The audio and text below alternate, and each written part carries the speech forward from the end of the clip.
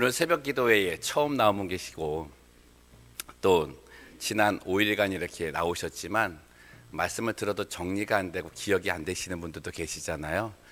그래서 화요일부터 오늘까지 이제 전달되는 그 말씀 가운데에 앞에 네 가지의 그 산상수훈의 팔복의 말씀을 잠깐 정돈해 드리고 말씀을 보도록 하겠습니다. 첫 번째 나눈 복이 심령이 가난한 자의 복이었습니다. 심령이 가난한 자가 받는 복은 영혼의 가난함을 통해 하나님을 찾게 되고 하늘의 지혜에 부유함을 얻고 살게 된다라고 말씀을 드렸습니다. 두 번째로 애통하는 자에게는 복이 있습니다. 왜냐하면 그 애통함으로 이 땅에서 받지 못하는 하늘의 위로를 받기 때문입니다. 세 번째로 나눈 것이 온유한 자가 되는 복이었습니다. 온유한 자가 받는 복은 하나님의 나라의 지경이 우리를 통해서 이루어지는 것이죠. 그래서 그것으로 말미암아 영혼을 얻는 것이다 라고 말씀을 드렸습니다. 어제 나눈 것이 의에 줄이고 목마른 자가 복이 있다는 말씀인데, 이 땅에서 하나님 나라의 정의로 정직함이 회복이 될 때 인생의 목마름 그리고 인생의 줄임이 해결이 되고, 무엇보다 영혼의 의의 열매에 가득함으로 배부름을 갖게 될 것이다. 그것이 하나님의 나라의 원리이고 하나님의 나라의 축복이다 라고 말씀을 드렸습니다. 정리가 되십니까? 오늘 살펴볼 내용은 이제 다섯 번째 복입니다. 긍휼한 자가 복을 받는다. 긍휼이 여기는 자가 복을 받는다 라고 하는 것입니다. 이 복을 받기 전에, 이 복을 살피기 전에 한번 생각해 볼 것이 있는데 나누었으면 좋겠습니다. 우리가 팔복의 말씀을 이렇게 묵상하면서 느끼게 되는 것이 뭐냐면, 이 팔복의 말씀의 중심에는 예수님이 계시다는 겁니다. 그러니 팔복이 우리에게 복이 되려면 예수님이 계셔야 되는 거죠. 그러하기 때문에 우리에게 주시는 이 팔복의 가르침은 단순한 우리의 도덕적이거나 윤리적인 가르침이 아닙니다. 삶의 원리, 삶의 방법이 아니라 믿음의 문제입니다. 믿음이 있는 자가 하나님께서 주시는 팔복을 받을 수 있다라고 하는 것이죠. 그렇기 때문에 하나님께서는 이 팔복의 말씀을 지금 이 시대에 우리에게 주시면서 먼저 묻기를 원하시는 거예요. 너희가 예수를 믿느냐라고 하는 거죠. 너희에게 예수가 있느냐라고 묻는 겁니다. 너희에게 이 산상에서 말씀을 하시는 예수님이 계시냐라고 묻는 거죠. 내 안에 대답이 아멘이라고 한다면 그 예수님 때문에 나는 이 팔복을 다 얻을 수 있는 것입니다. 그런 축복 다 받는 성도들 되시기를 주님의 이름으로 축원합니다. 팔복의 말씀에 예수님이 중심이라는 것, 예수님을 통해서 하나님의 나라가 내 삶에 이루어졌다고 하는 것, 그건 도대체 무슨 뜻일까요? 도대체 예수님께서는 이 산상수훈의 말씀을 통해서 우리에게 가르쳐 주시는 참된 복이 무엇일까? 저희는 그것을 먼저 깨달아야 된다고 생각합니다. 그 참된 복은 십자가입니다. 예수님의 십자가 사건입니다. 이것을 가지고 팔복의 말씀을 읽으면 참 이게 은혜가 됩니다. 제가 팔복을 말씀드릴 때 우리에게 주시는 예수님의 이 팔복의 말씀은 하나님의 나라의 것이 우리에게 임하는 거잖아요. 그래서 예수님이 그 중간에 있는 브릿지, 다리 역할을 한다고 말씀을 드렸습니다. 그게 십자가라는 거죠. 그러면은 이 팔복 중에 하나만 제가 예를 들어서 읽어볼게요.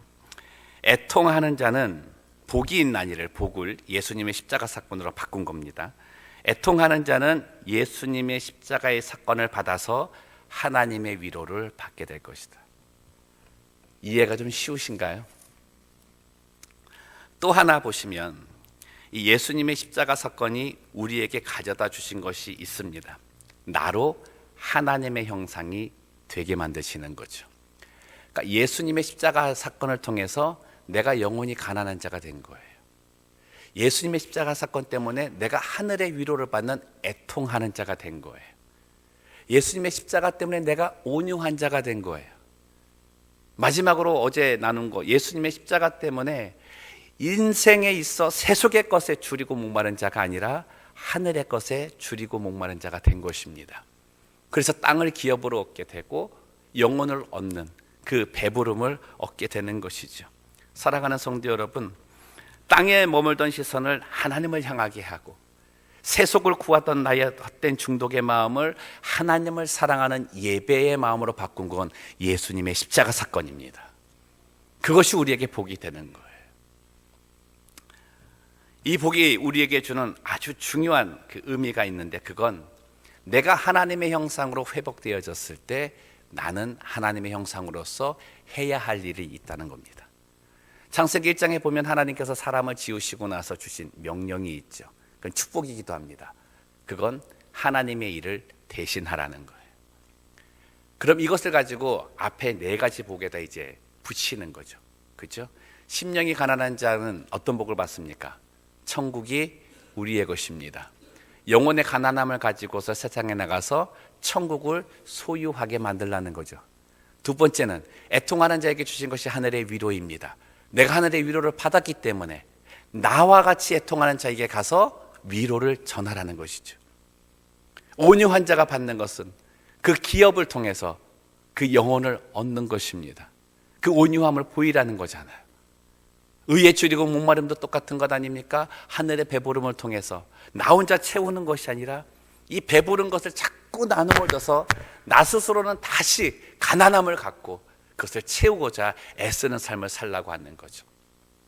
이것을 가지고 오늘 긍휼하심을 읽어보면 참 이해가 빠른 거예요. 긍휼히 여기는 자는 예수 십자가의 사건을 통해서 긍휼히 여김을 받는 자가 되니까 하나님의 긍휼하심을 받은 것으로 너도 긍휼을 나타내라 하는 것입니다. 여러분, 이것이 하나님께서 오늘 우리에게 주시는 하늘의 지혜라는 것이죠. 긍휼히 여기는 자가 받는 복에는 아주 큰 은혜가 담겨 있습니다. 그것은 예수님의 십자가의 사건으로 내가 먼저 하나님의 긍휼하심을 받는 존재가 되었다는 겁니다. 여러분, 우리는 원래 그 하나님의 긍휼하심을 받는 존재가 아닙니다. 이 긍휼이라고 하는 말이 헤세드라 그래서 하나님의 자비입니다. 하나님의 자비. 성경 안에 이 한 150번 정도 이 자비에 관한 헤세드라는 단어가 나오는데 그 중에 90%가 하나님과 관련되어 있습니다. 그래서 이 긍휼하심, 긍휼히 여긴다라고 하는 건 하나님의 성품이죠. 그래서 내가 먼저 예수 그리스도의 사건을 통해 이 긍휼하심을 받은 거예요. 우리 나눴잖아요. 긍휼하심을 받는다는 게 무슨 뜻이었습니까? 불쌍히 여김을 받는 거예요. 우리 존재는 하나님에게 불쌍히 여김을 받는 존재 자체도 안 되었어요. 바울은 우리를 뭐라 그럽니까? 우리 안에 있는 죄 때문에 본래 하나님의 진노의 자녀라 그랬습니다. 진노를 받는 자녀이지 하나님의 불쌍히 여김을 받는 자녀는 아니라는 거예요.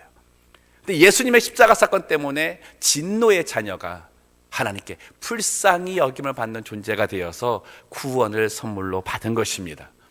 그래서 예수 그리스도의 십자가의 사건은 너무나 중요한 거예요. 내 인생에 있어 아주 중요한 사건이고 가장 큰 은혜라는 것이죠. 사랑하는 성도 여러분, 하나님께 불쌍히 여김을 받는다는 것이 축복임을 믿으시기를 바랍니다. 그 자리 사모하셔야 돼요. 하나님께 불쌍히 여김을 받는 긍휼하심의 자리를 나는 날마다 사모해야 됩니다. 거기에 그리스도의 십자가의 은혜가 날마다 흘러넘치는 거예요. 긍휼이라는 단어를 또 한번 살펴보면 그 안에 이것이 있어요. 하나님의 성품이 담겨져 있는 긍휼이라는 말은 정적이지 않습니다.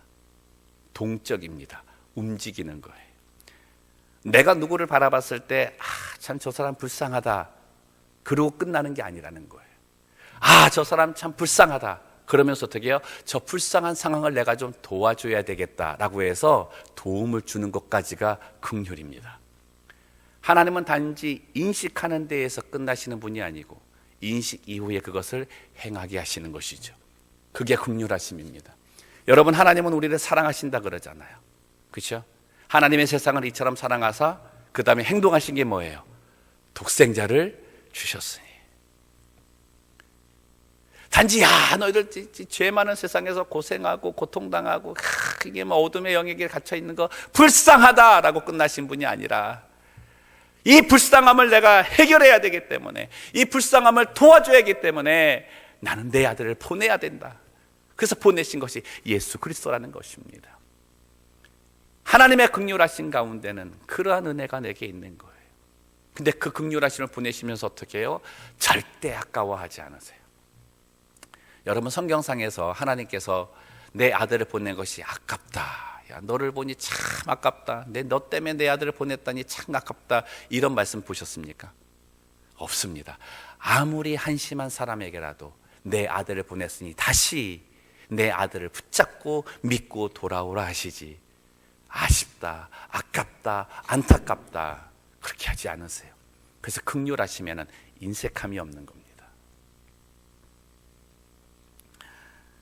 앞에서 팔복의 말씀은 하나님의 형상으로 회복돼서 우리가 하나님의 일을 해야 한다고 말씀드렸는데, 예수님은 이것을 직접적으로 명령하십니다. 누가복음 6장 36절 말씀인데 띄어질 수 있나요? 누가복음 6장 36절 말씀 우리 함께 읽겠습니다. 시작. 너희 아버지의 자비로우심과 같이 너희도 뭐가 되라? 자비로운 자가 되라. 이 자비다는 그 단어가 긍휼입니다. 긍휼. 그러니 너희 아버지 하나님도 긍휼하시니까 우리도 긍휼한 자가 되라라고 하는 거죠. 근데 그 안에 인색함이 없어야 됩니다. 이 좋은 예로 예수님께서 사마리아인의 비유를 들어주신 것이죠. 이제 여리고에서 예루살렘으로 올라가다가 강도 만난 이 사람을 사마리아 사람이 와가지고 말에 태워서 이제 여관에 데려가잖아요. 거기에 긍휼하심을 보고 그것을 나타내는 순서가 있습니다.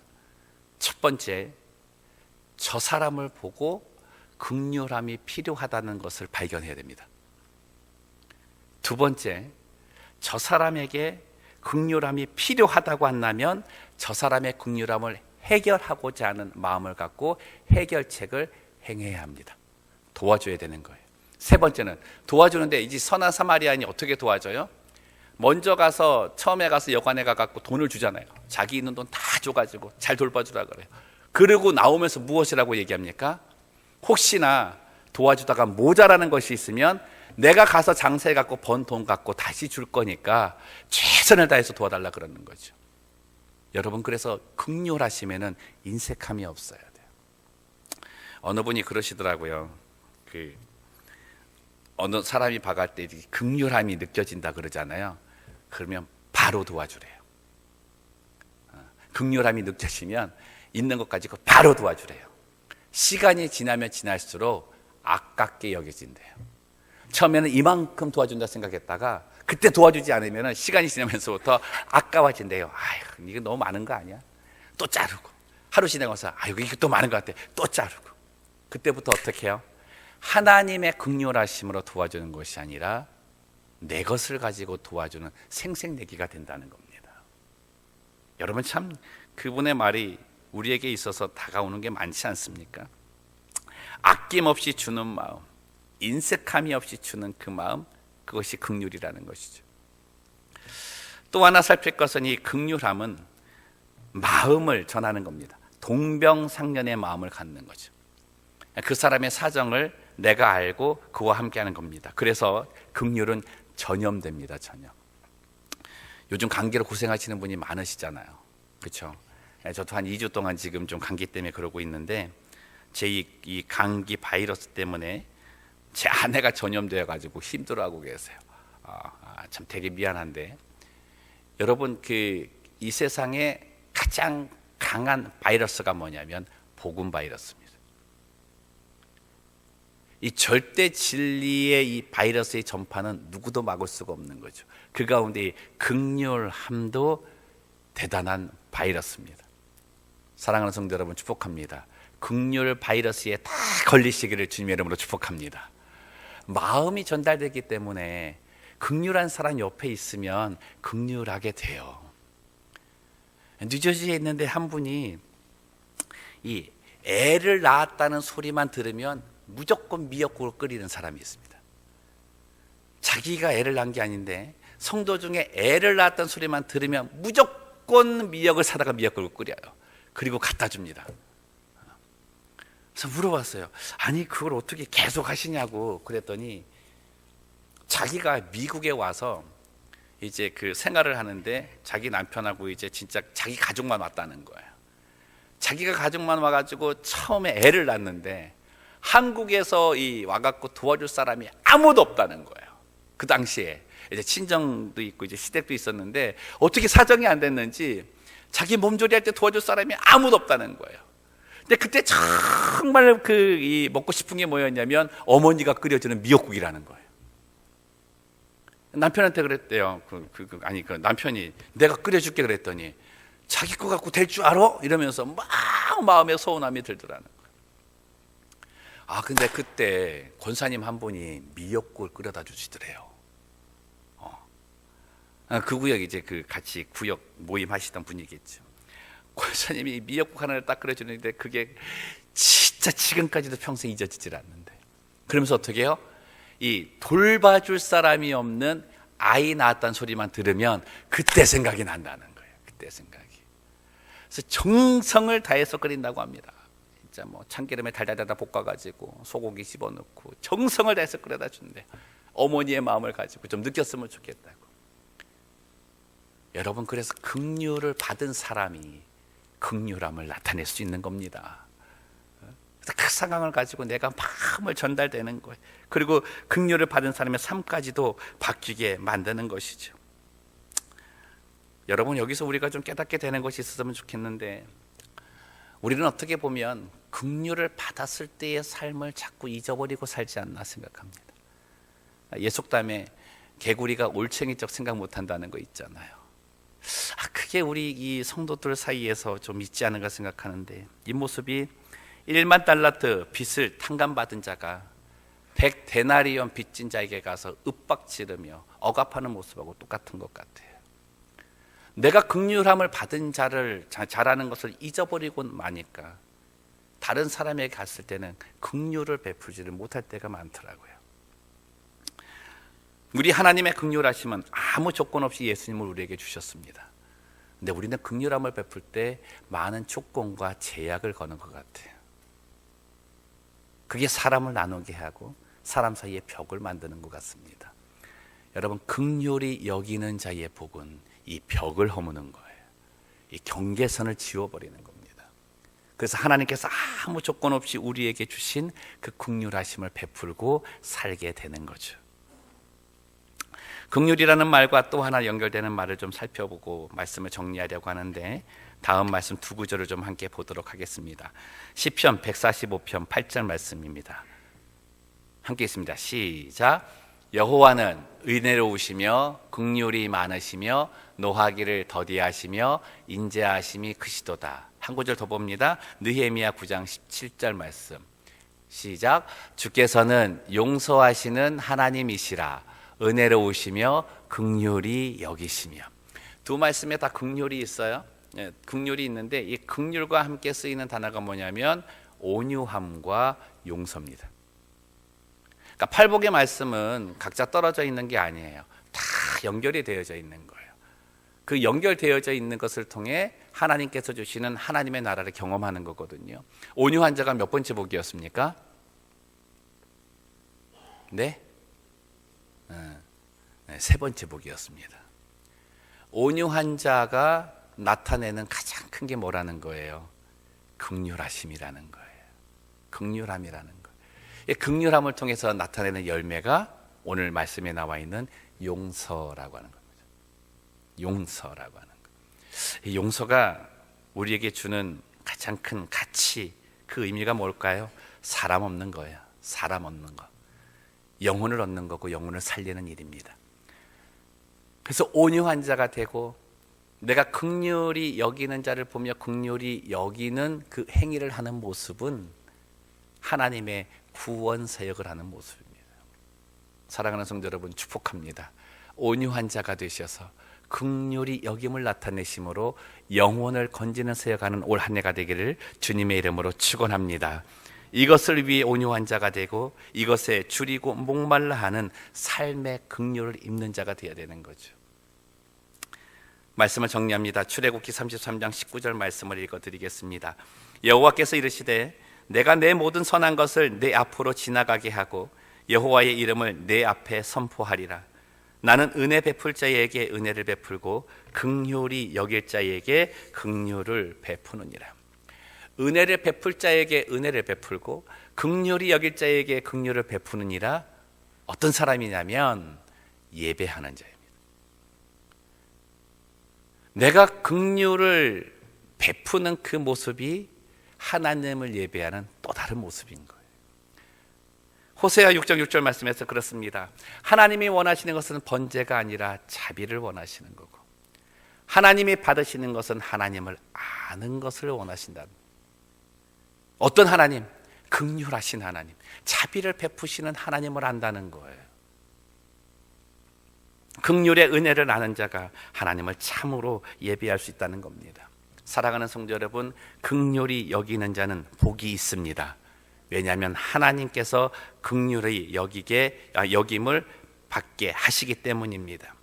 하나님의 긍휼하심의 크기를 한번 보세요. 누가복음 6장 38절 말씀. 주라, 그리하면 너희에게 줄 것이니 곧 후이되어 누르고 흔들어 넘치도록 하여 너희에게 안겨주리라. 너희가 헤아리는 그 헤아림으로 너희도 헤아림을 도로 받을 것이니라. 내 삶에 긍휼이 사라지면 하나님의 공급하심도 사라져요. 여러분, 이게 하나님의 나라의 원리입니다. 내 것 주면은 내 것 사라질 것 같죠. 내 것 주면 내 것이 줄어들 것 같죠. 절대 안 그래요. 하나님께서 갚아주시면 어떻게 해요? 흘러 넘치게 해주세요. 여러분, 이거 경험하며 사시기를 주님의 이름으로 축복합니다. 올해 2018년도에는 주었기 때문에 하나님의 공급하심을 끊임없이 받고, 그 끊임없이 받는 것이 풍성하여 흘러넘치는 축복을 다 받으시기를 바랍니다. 여러분, 이거 기복신앙 아니에요. 이거 기복신앙 아니에요. 하나님이 내게 주시는 복은 나누기 위해서 주시는 거거든요. 그건 기복신앙 아니에요. 그건 축복이에요. 이것이 시냇가에 심은 나무가 시절을 쫓아서 열매를 맺는 은혜입니다. 사랑하는 성도 여러분, 내 삶에 일어났던 어려움이 나를 인색한 사람으로 만든다면 나는 하나님께서 내게 왜 그 일을 주셨는가를 깨닫지 못하는 사람이에요. 참 교훈을 받지 못한 사람입니다. 하나님께서 내게 역경을 주시고 시련을 주시고 어려움을 주신 것은 그 가운데 역사하신 하나님의 은혜를 깨닫고 나와 같은 그 일을 겪는 사람에게 가라고 하시는 거예요. 그 사람에게 너 연약하고 시련당하고 그때 하나님께서 베풀어 주신 그것을 기억해서 너의 가진 것을 가지고 그의 시련, 그의 역경을 도와주라고 보내라고 하는 것이죠. 이것이 주님과 함께하는 긍휼의 삶인 것입니다. 같은 처지에 있는 사람에게 우월함으로 다가가지 마세요. 동병상련의 마음으로 다가가야 하는 거죠. 나도 진노의 자녀에서 하나님의 긍휼하심을 받은 자녀가 되었다라는 그 마음 하나 갖고 가시면 돼요. 그러면 긍휼할 수 있어요. 말씀 속에서 예수님의 긍휼 사역을 배우시기를 바랍니다. 특별히 기도하시는 중에 예수님의 십자가의 사건을 깊이 묵상하시면서 내가 먼저 이 긍휼함을 받았다는 것에 대해서 깊이 감사하는 시간 가졌으면 좋겠습니다. 그리고 기도하세요. 하나님, 내 눈에 내가 긍휼을 베풀 자를 보게 하여 주옵소서. 그 사람을 만나게 하여 주옵소서. 여러분, 우리 주변에 많아요. 환우들도 있고요. 정말 경제적으로 어려운 자들도 있고요. 말 못하면서 힘들어하는 자들이 굉장히 많잖아요. 여러분, 그게 우리 눈에 들어와야 됩니다. 자비는 온유와 함께 맺어지는 성령의 열매입니다. 기도할 때 그래서 성령님께 구해야 하는 거죠. 사랑하는 성도 여러분, 축복합니다. 주와 함께 긍휼의 삶을 살아서 하나님의 나라가 내 삶에, 내 가정에, 내 교회에, 내 직장과 삶터와 일터에 이루어지는 그런 축복된 한 해 사는 성도님들 되시기를 주님의 이름으로 축원합니다. 우리 나는 믿네 찬양 드리고 함께 기도하기를 원합니다.